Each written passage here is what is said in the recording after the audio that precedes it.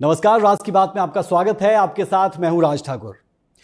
हम लगातार आपको पूरे हरियाणा का हाल दिखा रहे हैं, अलग अलग साक्षात्कार दिखा रहे हैं और कौन सी हॉट सीट्स है और उन हॉट सीट्स में कौन से कैंडिडेट्स, इस पर भी एक नजर दौड़ा रहे हैं। आज हमारे साथ है चंद्रमोहन जी। बहुत बहुत स्वागत है सर आपका। धन्यवाद आपका। सबसे पहले तो यही जानना चाहेंगे कि आप पंचकुला से अब की बार चुनाव लड़ रहे हैं, कैसी तैयारी है और क्या इसके लिए तैयार थे कि पंचकुला से टिकट मिलेगा? मैं पिछले 10 साल से पंचकुला में ही काम कर रहा हूँ और मुझे इतना स्नेह और प्यार और आशीर्वाद मिला है बुजुर्गों का, भाइयों का, माताओं का, बहनों का। इतना तो मुझे, जब मैंने पहली बार चुनाव लड़ा 93 में, जब मेरे फादर सीएम थे, तब भी इतना मुझे आशीर्वाद नहीं मिला जितना अब मिल रहा है। किस तरीके का शेड्यूल रहता है आपका, जरा वो बता दें। किस तरीके का शेड्यूल रहता है? क्योंकि अमूमन लोग ये सोचते हैं कि राजनीति बहुत आसान चीज़ है और राजनीति में आ गए तो बहुत आराम रहेगा। किस तरीके का शेड्यूल होता है वो ज़रा बताएं। जो लोग ईमानदारी से राजनीति करते हैं उनके लिए बिल्कुल आसान है, जो झूठ फरेब करते हैं उनके लिए थोड़ी मुश्किल है। और हम तो सवेरे 6 बजे जनता के दरबार में पहुंच जाते हैं आशीर्वाद लेने के लिए। सर, क्योंकि आपके साथ नाम भी जुड़ा है भजन लाल जी का, और जब हरियाणा में बात होती है तो 3 लालों को खूब याद किया जाता है। पंचकुला शहर की बात करते हैं तो उन्हीं का बसाया हुआ है। इन तमाम चीज़ों का बेनिफिट आपको मिलता है या फिर एक चैलेंज भी रहता है कि उसे मेंटेन करके रखना है? नहीं, निश्चित रूप से बेनिफिट तो है इस चीज़ का। ये भी एक चैलेंज है कि इसको मेंटेन करके आगे बढ़ाना है। लेकिन अब की बार राह आसान नहीं है। सामने जो कैंडिडेट है वो भी आपके लिए सिरदर्द बढ़ाएगा, क्योंकि 2 मर्तबा बैक टू बैक विधायक रहे हैं, स्पीकर तक रहे हैं। वही, चुनाव लड़ना सबका अधिकार है। और अभी आज पंचकुला में टोटल 10 कैंडिडेट हैं। ज्ञानचंद गुप्ता जी ने पिछले 10 साल में कुछ भी नहीं किया। पंचकुला की सड़कों का हाल देखिए, पार्कों का हाल देखिए, स्ट्रे एनिमल का हाल देखिए। गऊ माता सड़क पे प्लास्टिक खा रही है। कोई यूनिवर्सिटी नहीं लाए, कोई लॉ कॉलेज नहीं लाए, कोई मेडिकल कॉलेज नहीं लेके आए। मैं अगर इन शॉर्ट बोलूँ तो 10 साल में इन्होंने कुछ भी नहीं किया सिवाय जुमलों के। तो मेरे लिए कोई सिरदर्द नहीं है। लेकिन वो तो अपनी किताब उन्होंने छपवाई और वो बताते हैं कि मैंने 10 साल में क्या क्या काम किए। किताब आप छपवा लो, कौन रोक लेगा आपको? आप ग्राउंड रियलिटी देखिए ना जी। सड़कों का हाल देखिए आप जाके, बेरोजगारी देखिए, नशा देखिए कितना बिक रहा है खुलेआम। टोटल फेलियर है बीजेपी गवर्नमेंट। और ज्ञानचंद गुप्ता जी ने कुछ भी नहीं है। वो किताब एक झूठ का परिंदा है। तो आप कह रहे हैं कि जो उस किताब में चीज़ें छपी है वो काम नहीं हुए हैं? कुछ भी नहीं हुआ। और वो तो साथ साथ ये भी कहते हैं कि आप भी जो है वो 18 साल तक रहे, विधायक भी रहे, काम भी आपने उस दौरान किए होंगे, लेकिन वो कहते हैं कि मैंने उनसे कहीं ज़्यादा काम करवा दिए। हालांकि वो क्षेत्रकाल का था और वो आपको बाहरी होने की बात भी कहते हैं। नहीं, ये जो पंचकुला कालका का हिस्सा था। इसको जिला मेरे फादर ने बनाया जी। शिवालिक डेवलपमेंट बोर्ड मेरे फादर ने बनाया। माता मनसा देवी श्राइन बोर्ड मेरे फादर ने बनाया। इसके अलावा सैकड़ों ट्यूबवेल लगे सिंचाई के लिए। यहाँ पानी, खेती करने में बहुत दिक्कत होती थी लोग, किसान भाइयों को। फिर पीने के पानी लगाए, सड़कों पीने के पानी के ट्यूबवेल लगाए, सड़कों का जाल बिछाया हमने, घर घर तक बिजली पहुँचाई हमने। और हरियाणा के 90% दफ्तर हमने पंचकुला में शिफ्ट किए कि कल को अगर कोई राजधानी बनाने की बात आई तो पंचकुला के अलावा कोई विकल्प ही ना बचे। जब इतने काम कराए, इतना कुछ किया और आपने ये तमाम चीज़ें बताई और लाजमी तौर पर ये हुआ भी। मैंने भी शुरुआत में ही कहा कि पंचकुला आप ही के स्वर्गीय पिताजी का बसाया हुआ शहर है। तो फिर ऐसा क्या हुआ कि पंचकुला की सियासत में बहुत देर से आने के बाद इन चुनावों में आप कह रहे हैं कि जीत दर्ज कर पाएंगे? बीते कुछ वक्त से क्यों बीजेपी यहाँ पर जीतने में कामयाब रही? बेसिकली पिछली बार 10 की 10 पार्लियामेंट बीजेपी जीती थी जी। और इन्होंने 70 पार का नारा दिया। वो नारा कुछ पॉकेट्स में चल गया इनका, इसलिए ज्ञानचंद जी पिछली बार जीत गए, वरना पिछली बार भी साफ थे। कितना कंपटीशन मान रहे हैं ज्ञानचंद गुप्ता से? कंपटीशन तो हम 10 हैं, 9 से हमारा कंपटीशन, उनमें ज्ञानचंद भी एक है। मतलब आप उन्हें बहुत ज़्यादा कंपटीशन नहीं मान रहे, ये समझूं मैं आपकी इस बात से? पहलवान अगर 10 हैं तो मुकाबला तो 10 को करना ही पड़ेगा ना जी आपस में। वो तो वक्त बताएगा, आने वाली 8 तारीख बताएगी कि ज्ञानचंद जी कहाँ खड़े हैं। लेकिन सर, रेसलिंग में भी रैंक 1, रैंक 2, रैंक 3 होता है, तो यहाँ पर आप क्या रैंक दे रहे हैं ज्ञानचंद गुप्ता को? ये राजनीति का अखाड़ा है। यहाँ 10 के 10 आदमी जनता के बीच में जा रहे हैं। फैसला जनता ने करना है, कौन 1 है, कौन 2 है, कौन 3 है।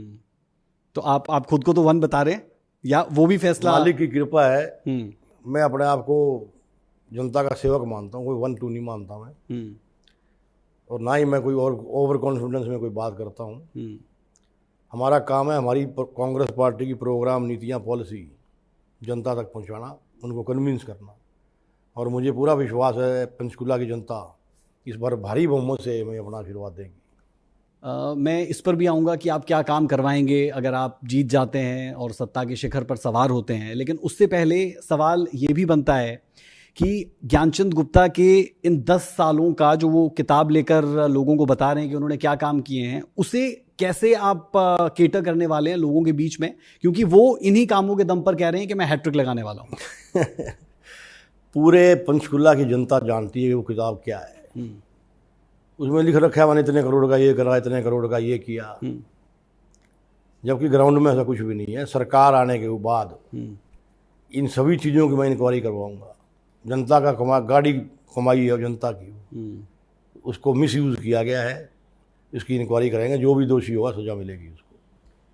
सर अगर आप जीत जाते हैं तो पंचकुला के लिए और क्या करेंगे, क्योंकि पंचकुला शहर तो अपने आप में एक ऐसा शहर है जहां पर काफ़ी विकास हुआ है, लेकिन जो यहाँ पर गाँव के इलाके हैं, जो इसके इर्द गिर्द वाली जगह हैं, वहाँ पर लाजमी तौर पर बहुत काम होना बाकी है। और कहा यह भी जाता है कि गांव के लिहाज से ये बहुत ज़रूरी है कि लोगों की नब्ज़ को पकड़ा जाए। तो क्या जब आप लोगों के बीच में जा रहे हैं तो उस नब्ज़ को पकड़ पा रहे हैं? हम जहाँ भी जाते हैं, गांव में या शहर में या कॉलोनी में या बस्ती में, सभी के सभी लोग बीजेपी को बहुत मतलब कर्ज कर रहे हैं। वो कोस रहे हैं कि हमने वोट क्यों दिया बीजेपी को। राशन कार्ड कट गए सबके, आधार कार्ड, फैमिली आईडी, बहुत चीज़ों से लेके बहुत दुखी हैं लोग, और जनता ने पूरा मन बना लिया इनको सबक सिखाने का इस बार।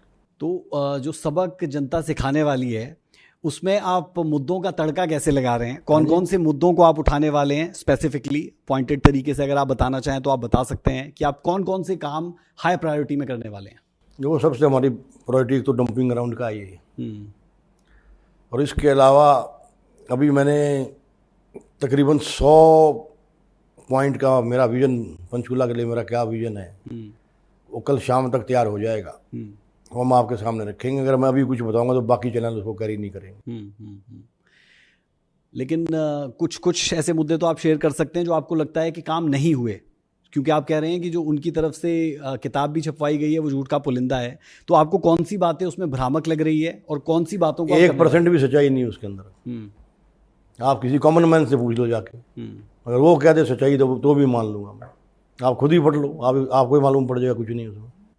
हम बात कर लेते हैं, लगातार हम देख रहे हैं कि भगदड़ सी मची। अमूमन राजनीति में होता भी है ऐसा कि जब चुनाव आते हैं, चुनाव आते आते बहुत भगदड़ मचती है, टिकटों का बंटवारा होता है। लेकिन कांग्रेस बहुत ज़्यादा डिफेंसिव थी। पहली लिस्ट आई तो 28 तो वो लोग थे जो विधायक पहले से थे, तो बहुत डिफेंसिव होकर लिस्ट सामने लाए, और पूरी लिस्ट आते आते तो आखिर तक आखिरी दिन आ गया। तो इतना डिफेंसिव एटीट्यूड क्यों रहा? डिफेंसिव की इसमें कोई बात नहीं है। तकरीबन 2700 व्यक्तियों ने आवेदन दिया जी। अब ये तो है नहीं ना कि आप उन्होंने फीस भी भरी है कि आप उनको सीधा इग्नोर कर दो। हर एप्लीकेंट की जो उन्होंने बायोडाटा दिया, परफॉर्मा दिया, उसको पढ़ा गया है, इंक्वायरी की गई है, सर्वे किया गया है। 2700 आदमी जब होते हैं तो टाइम तो लगता है। लेकिन सर उसमें राजनीतिक विश्लेषक ये मानते हैं कि कांग्रेस पार्टी यहाँ पर खेल कर गई।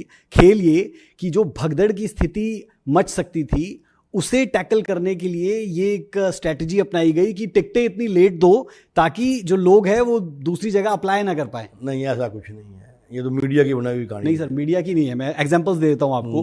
करण दलाल उसमें एक प्राइम एग्जांपल है, उसमें चिरंजीव राव प्राइम एग्जांपल है, जो लोग नाम आने से पहले ही अपना नामांकन भर चुके थे। तो उसमें कोई गलत भी नहीं। बहुत आदमी हैं जो किसी ब्राह्मण से या किसी से मुहूर्त निकलवाते हैं। आप जो टिकट का फॉर्म होता है वो नॉमिनेशन के लास्ट दिन तक दे सकते हो, फॉर्म जो मर्जी भरो। तो इसमें कोई ऐसी खास बात मुझे तो नजर आई नहीं। लगातार ये वाली बात भी बहुत ज़्यादा होती है राजनीतिक गलियारों में, जब पत्रकार बैठते हैं या फिर हम अलग अलग जगह गए, पूरे हरियाणा में हम घूमे, लोगों के साथ भी बातचीत की, तो लोग कहते हैं और राजनीतिक विश्लेषक भी ये मानते हैं और हम पत्रकार भी इस बात को लगातार डिस्कस करते हैं कि कांग्रेस को अगर कोई हरा सकता है तो वो खुद कांग्रेस है, और जो स्थिति सिर्फ टब्बल की रहती है वो एक बड़ा मुद्दा है। नहीं, ऐसा कुछ नहीं, कांग्रेस बिल्कुल एकजुट है, सभी नेता लगे हुए हैं। और आप देखिए तो बीजेपी का प्रचार है कि कांग्रेस वाले कांग्रेस को हरा देंगे, ये है वो है। अब यहाँ भी देखो, यहाँ सब ठीक चल रहा है, सब जगह सब ठीक चल रहा है, कहाँ है। लेकिन आपके कुछ साथी जो पुराने साथी थे, जिनमें किरण चौधरी एक प्रोमिनेंट लीडर के तौर पर है, जो लगातार मुखर रहे, हाईकमान के सामने भी अपनी बातें रखी, वो पार्टी को छोड़कर चले गए। और 2014 का वो दौर मुझे बहुत याद आता है जब बहुत से लोग गए थे पार्टी छोड़कर, कुछ उसमें से वापस भी आ चुके हैं। चौधरी बीरेंद्र सिंह उनमें से एक नाम है, जो उस वक्त गए, केंद्रीय मंत्री बने, बेटा सांसद बना और वापस कांग्रेस में आ गए। किरण चौधरी जी क्यों गए ये तो वही बता सकते हैं ना, मेरे से रिलेटेड सवाल तो है नहीं। सर, सवाल आपसे रिलेटेड नहीं है, लेकिन आप सीजन पॉलिटिशियन हैं, और अगर कोई पहली मर्तबा वाला विधायक होता तो शायद उससे हम ये सवाल ना करते, लेकिन आपसे ये सवाल इसलिए जीवंत हो जाता है कि कांग्रेस पार्टी से ऐसी नाराजगियां क्यों पनप जाती है? कई बार मिसअंडरस्टैंडिंग हो जाती है, आदमी उनको सुलझाने में थोड़ा वक्त लग जाता है, या आदमी जल्दबाजी में कोई फैसला ले लेता है, कई रीज़न होते हैं। इस बार क्या देख रहे हैं कि कांग्रेस पार्टी को कितनी सीटें हरियाणा में मिलने वाली है? और ये सवाल भी इसीलिए क्योंकि आप सीजन पॉलिटिशियन हैं। मेरे हिसाब से मिनिमम 70 सीट आनी चाहिए। तो 70 सीट्स अगर आती हैं तो फिर एक अलग मैथमेटिक्स बन जाता है कुल मिलाकर, क्योंकि 70 सीटें जब आती है तो फिर हाईकमान पर बहुत सी चीज़ें चली जाती है। सीटें चाहे 70 आए चाहे 45 आए, कांग्रेस में हाईकमान ही फैसला करता है। और एक चीज़ जो इन चुनावों में हो पाई, जो अमूमन मुश्किल हो जाती है, कि आपने अपने लोकसभा के जो कैंडिडेट्स हैं उन्हें टिकटें नहीं दी, क्योंकि इसे लेकर बहुत ज़्यादा सवाल उठाए जा रहे थे, और हाईकमान या फिर कहें कि दीपक बावरिया को ये तक कह देना पड़ा था कि अगर किसी को टिकट लेना है मौजूदा लोकसभा सांसद को तो वो हाईकमान से ले। तो टिकट तो सभी लोग हाईकमान से ही लेते हैं। बावरिया जी ने गलत क्या कहा? क्योंकि बावरिया जी का जिक्र हो रहा है, तो बावरिया जी बहुत इमोशनल आदमी है, और उनका विरोध कुछ एक दो जगह हुआ, कांग्रेस के ही लोगों ने किया, हॉस्पिटल तक में एडमिट हो गए। इस तरीके की चीज़ें कितना बॉदर करती है एक पॉलिटिशियन को? नहीं, मतभेद हो सकते हैं किसी के, मनभेद किसी का नहीं है कांग्रेस में। और क्योंकि आप डेप्यूटी सीएम रहे हैं, तो इस बार अपना रोल किरदार क्या देखते हैं? वो तो हाईकमान ने डिसाइड करना जी मेरे को क्या ड्यूटी असाइन करते हैं। सर, मैं आपसे जानना चाहूँगा आपके स्वर्गीय पिताजी के बारे में, क्योंकि अगर कहें कि राजनीति के पितामह वो रहे हरियाणा के लिए तो कुछ गलत नहीं होगा। ऐसे में भजन लाल जी के साथ बिताए हुआ वक्त, उस बारे में ज़रूर हमारे दर्शकों को कुछ बताएं, कुछ की पॉइंट्स। उनके बारे में बताएंगे तो सवेरे से शाम हो जाएगी।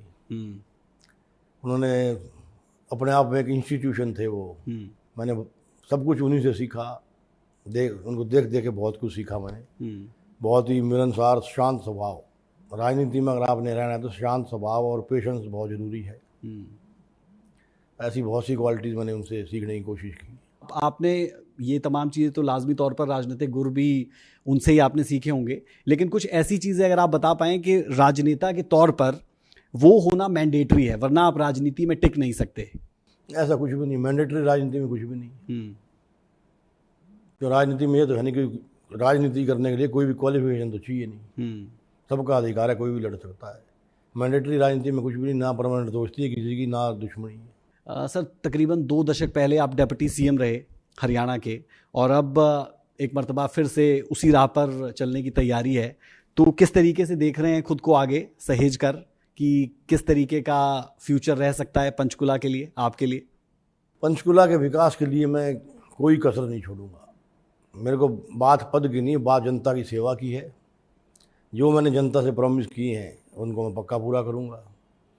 मैंने ये बोला कि मैं बरवाला को सब डिवीज़न बनाऊंगा तो मालिक मेरे हाथ से जो भी बनवाएगा।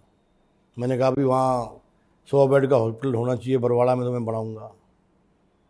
ऐसी तरह मैंने कहा है कि गऊ माता कोई सड़कों पर नहीं घूमेगी, एनिमल्स का हम इलाज करेंगे।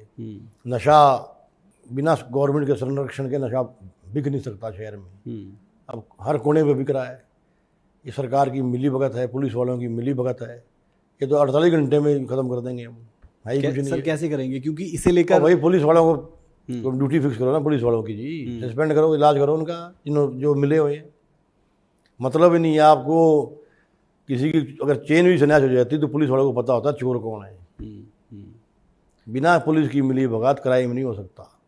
वो एक फिल्म का डायलॉग भी है कि अगर पुलिस चाहे तो मंदिर के बाहर से चप्पल भी चोरी ना हो। तो आप उसी में बिलीव करते हैं, मुझे लग रहा है। मैं इन्हें फिल्म देखी नहीं है, ना ये डायलॉग सुना जो आप बता रहे हैं। ठीक है, लेकिन आप कुछ उसी दिशा में ये बयान दे रहे हैं कि आप कुछ उसी दिशा में ये बयान दे रहे हैं। पुलिस को अपनी ड्यूटी करनी चाहिए, पुलिस की ड्यूटी मैं इसका जगह जगह आपने गवर्नमेंट को चाहिए कि जगह जगह कैमरे लगाए, सीसीटीवी, सुरक्षा का ध्यान रखना चाहिए नागरिकों का, खासकर महिलाओं का। कुछ भी नहीं कर रही पुलिस। तो कहते हैं जी हमने पीसीआर वैन लगा रखी, घूमेगी पूरी रात, हमने तो कभी नहीं देखी घूमती हुई। ये सवाल मैंने इसलिए किया क्योंकि अलग अलग प्रदेशों के चीफ सेक्रेटरीज जुड़े हरियाणा में, चंडीगढ़ में, राजधानी में, और उस दौरान इस बात पर काफ़ी डिस्कशन हुआ। डीजीपीज़ के साथ मीटिंग की गई, क्योंकि आप कह रहे हैं कि 48 घंटे में इसे ख़त्म कर दिया जाएगा, लेकिन क्या ये तर्कसंगत है, क्या ये प्रैक्टिकल है इसे कर पाना, और वो भी तब जब आपके बॉर्डर्स लगते हैं अलग अलग स्टेट्स के साथ? बिल्कुल तर्कसंगत है, प्रैक्टिकल बात कर रहा हूँ, और हम करके दिखाएंगे आपको। क्योंकि कैप्टन अमरिंदर, सबको मालूम है कि कौन है ये नशा के बेचने वाले। मैंने खुद यहाँ पे कमिश्नर को मैं नाम दे के आया कि जी ये आदमी बेच रहे हैं। वो मैंने कहा जी नशा बिक रहा है, कहते आपके पास कोई नाम है, प्रूफ है तो बता दो। मैं ये नंबर है, ये नाम है, कुछ भी नहीं हुआ उनका। 5 आदमी को नाम दे के आया था, नथिंग। राजनीतिक संरक्षक के बिना ये तमाम चीज़ें मुमकिन है? इम्पॉसिबल। गुंडों की क्या जरूरत है जी, कुछ भी कर जाए, फिर कानून कहाँ रह गया। थोड़ा सख्त होना ही पड़ता है जी, अगर क्राइम खत्म करना है आपने तो। क्योंकि लोकल मुद्दों की तो हमने बात की कि आपको लगता है कि जो सेंटर के मुद्दे हैं वो यहाँ पर किसी तरीके से काम करेंगे? कोई कंसर्न नहीं यार, मोदी फैक्टर काम करेगा? कुछ नहीं यार, कोई फैक्टर काम नहीं करने वाला बीजेपी का। विधानसभा का चुनाव लोकल मुद्दों का होता है, तो उसका किसी से कोई कंसर्न नहीं है। राहुल गांधी जब लगातार विदेश में जाते हैं तो उसे लेकर बहुत कंट्रोवर्सीज हो जाती है, क्योंकि जातिगत जनगणना की बात कांग्रेस करती है, और जातिगत जनगणना के साथ साथ आरक्षण की बात भी होती है। अमेरिका गए, इससे पहले भी 1-2 मरतबा वो गए विदेश में, और वहाँ पर जाकर कुछ इस तरीके के बयान दे दिए जिससे सेंटर ऑफ अट्रैक्शन में आ जाते हैं। ये चीज़ें बॉदर करती है? ये तो मीडिया तोड़ मरोड़ के पेश कर देता है जी। राहुल गांधी जी बहुत सुलझे हुए राजनेता हैं। इस समय देश में अगर कोई सबसे ज़्यादा सुलझा हुआ राजनेता है तो राहुल गांधी जी हैं। उनका मतलब कुछ होता है, उसका मतलब निकाल कुछ ही देते हैं, मीडिया वाले निकाल देते हैं, कुछ बीजेपी वाले निकाल देते हैं। नहीं सर, मीडिया ने तो वो नहीं निकाला, क्योंकि तो मीडिया को तो आप डिफेंड करोगे या मीडिया? नहीं सर, मैं उस पर तर्क के साथ करूंगा, क्योंकि तर्क के साथ ही बात होनी चाहिए, मैं हमेशा ही मानता हूं। उन्होंने जो आरक्षण को लेकर बयान दिया उस पर उन्होंने यू टर्न भी लिया। तो ऐसे में जब आप यू टर्न लेते हैं तो इससे ये सिद्ध हो जाता है कि आपने गलत बयान दिया था। नहीं, कोई क्योंकि आप जातिगत जनगणना की तरफ बात करते हैं। ये कोई ज़रूरी नहीं है आप कि उन्होंने यू टर्न लिया हो, उन्होंने थोड़ा मॉडिफाई कर दिया होगा, उसको आसान कर दिया हो, सिंप्लीफाई कर दिया होगा। तो सर हम आते हैं सरकार पर, कि जो मौजूदा सरकार है वो पिछले 10 सालों से हैं, और वो कह रहे हैं कि अब की बार हम हैट्रिक लगाएंगे। इस मसले को कैसे देखते हैं? मुंगेरी लाल के हसीन सपने देखना कोई बुरी बात थोड़ी, इतना इस पर टैक्स लगता, फ्री है। और क्योंकि पंचकुला की धरती थी जहाँ से बीजेपी ने कहा था कि हम नायब सैनी के नेतृत्व में ही चुनाव लड़ने वाले हैं, तो इसलिए ये और ज़्यादा सेंटर ऑफ अट्रैक्शन वाला पॉइंट हो जाता है, या फिर एपी सेंटर हो जाता है पॉलिटिक्स का, जहाँ से ये कहा गया कि बीजेपी को एक फेस मिल गया। भाई सिर्फ चेहरा बदला है सरकार का, बाकी तो सेम ही है ना। चाहे वो खट्टर साहब हो चाहे सैनी साहब हो, क्या फ़र्क पड़ता है। हरियाणा के जनता में एक्सपोज हो चुकी है बीजेपी। अगले 20 साल तक कोई चांस नहीं निकालने का, अगले 20 साल नोट कर लो आज आप। तो कौन से ऐसे काम आपको लगते हैं कि उनकी तरफ से जो किए गए सभी वर्गों की अनदेखी की इन्होंने, किसानों की, मजदूरों की, कर्मचारियों की, व्यापारियों की, महिलाओं की, लाठीचार्ज हुआ महिलाओं पे, यूथ की, और ये जातिवाद की राजनीति करते हैं। कांग्रेस 36 बरादरी को साथ लेकर चलती है। लोग समझ चुके हैं इनको, ये सिर्फ जुमलेबाज है, नथिंग एल्स। जुमलों से पेट नहीं भरता, पेट तो रोजगार से भरेगा भाई। क्योंकि जब यहाँ पर सरपंच आंदोलन हो रहा था तो उस दौरान हम पंचकुला में ही थे, और आप भी उस वक्त वहाँ पर आए थे, हम आपसे वहाँ पर मिले भी थे। उस आंदोलन को अगर देखते हैं, जिस तरीके से बीजेपी उसे टैकल कर गई कह लें, क्योंकि अब सरपंच शांत भी हो गए, और क्योंकि मुझे दौर याद आता है 2014 से पहले का भी, जब सत्ता बदलती है या फिर कहें कि जब चुनाव आने वाले होते हैं तो उस दौरान बहुत कुछ होता है, बहुत से लोग उभरते हैं। जब आप सरपंचों को ये कह दोगे अपने ग्रांट लेनी तो चुप रहो, मतलब ये शोषण हुआ उनका, अत्याचार हुआ, उनमें लाठियाँ बरसाई गई हैं। अब कुछ सरपंच ऐसे हैं जिनको ग्रांट लेने के लिए वो चुप रहे वो, लेकिन जैसे अब चुनाव आया सारे खुल के सामने आ गए, बीजेपी में कोई भी नहीं बचा। सर, परिवारवाद पर मैं आना चाहूँगा, क्योंकि परिवारवाद की बात बहुत ज़्यादा होती है। हालांकि अब की बार बीजेपी में भी बहुत से ऐसे लोग हैं जो पॉलिटिक्स में जिनके परिवार है और उन्हें भी टिकट दिया जा रहा है, लेकिन परिवारवाद को आप कैसे देखते हैं? क्योंकि इसे एक आधार ये भी इसमें बनाया जाता है कि अगर मैं पॉलिटिक्स में हूँ और मेरा बेटा पॉलिटिक्स में आता है तो इसमें गलत क्या है? आप इसे कैसे देखते हैं? मैं सीधा बता रहा हूँ आपको, अगर डॉक्टर का बेटा डॉक्टर बन सकता है, वकील का बेटा वकील बन सकता है, वो तो खैर डिग्री लेके आ रहे हैं। ये तो उससे मुश्किल काम है, जनता के बीच में जा रहे हैं, जनता ने चुनना ना जी। परिवारवाद कहाँ से आ गया इसमें? परिवारवाद तो वो है जैसे राजा का लड़का है, तो उसका फादर मर गया या राजा ने जिंदगी जी इसको कुर्सी पे बैठा दिया। आग के बीच में से निकलना पड़ता है, राजनीति कोई इतनी आसान नहीं है।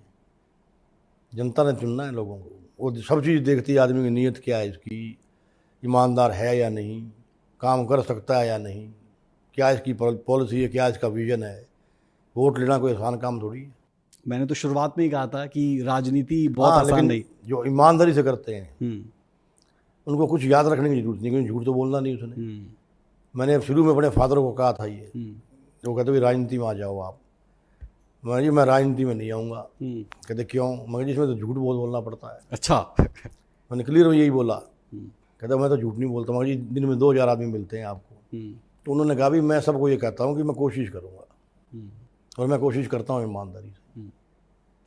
अगर मैं बोल दूँ हाँ जी होगा, फिर मैं पीछे नहीं हटता, वो मेरा वादा है, फिर चला मेरा नुकसान हो चाहे फ़ायदा, मैं करता हूँ। तो मैंने कहा ठीक है, फिर वैसे ही मैं करूँगा। जिसको मैं ये बोल दूँ, साफ राजनीति जिसको बोलते हैं कि हम ये करेंगे तो मैं करूँगा जी।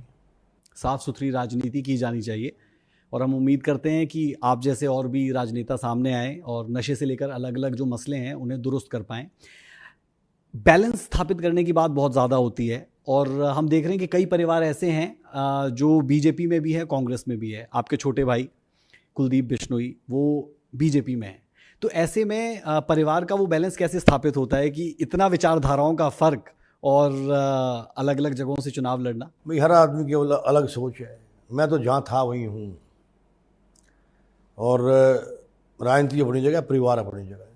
तो जब मिलते हैं तो राजनीतिक बातें होती है? कोई बात नहीं होती राजनीति, सिर्फ पर्सनल बातें होती है? पर्सनल नहीं, आम बातें होती है जो आम घरों में होती है। बिल्कुल। ये हो सकता है कि आपके लिए बहुत सरल सा सवाल लग रहा हो कि क्या सवाल है, लेकिन जो लोग आपको देखते हैं, जिनके बीच में आपको जाना है, उनके जहन में ये सर सवाल बहुत ज़्यादा होता है कि उस बैलेंस को आप कैसे स्थापित करते हैं? क्योंकि वो बैलेंस स्थापित करना, क्योंकि लोग जब आप अगर ये कोई जरूरी नहीं ना है कि जिस चैनल के लिए आप काम कर रहे हैं आपका भाई भी इसी में चैनल में काम करे। जी नॉट कंपल्सरी, बाइंडिंग थोड़ी है ये। अपनी अपनी विचारधारा है, और आदमी की विचारधारा वक्त के साथ बदलती भी है, अच्छी भी होती है, बुरी भी होती है। ठीक है सर, एक आखिरी सवाल मेरा राज की बात में, और सवाल यही कि ऐसी क्या राज की बात बताएंगे आप सूर्या समाचार के दर्शकों को जो आपने आज से पहले कहीं शेयर ना की हो? कोई भी चीज़ हो सकती है, पर्सनल भी, पॉलिटिकल भी। राज क्या रह गया हो? अगर मैं राज की बात बताऊं तो राज तो रहेगा नहीं ना, इसलिए मैं कुछ नहीं कहूँगा इस बारे में। कोई बात नहीं, कोई फॉर्मूला नहीं, कोई राज की बात नहीं? नहीं है ही नहीं कोई राज, मेरी जिंदगी खुली किताब है। बिल्कुल, इसमें कोई दो राय नहीं कि जिंदगी खुली किताब है। सर बहुत बहुत शुक्रिया सूर्या समाचार को वक्त देने के लिए। Thank you. तो ये आपने चंद्रमोहन जो पंचकुला से अब की बार कांग्रेस के टिकट पर चुनाव लड़ रहे हैं, उन्होंने राज की बात में दिल खोलकर बात रखी, लेकिन राज की बात कुछ भी नहीं, क्योंकि जिंदगी खुली किताब है और खुली किताब को सबके सब पढ़ सकते हैं। अभी के लिए इतना ही। सूर्या समाचार पर खबरों का सिलसिला बदस्तूर जारी है। नमस्कार।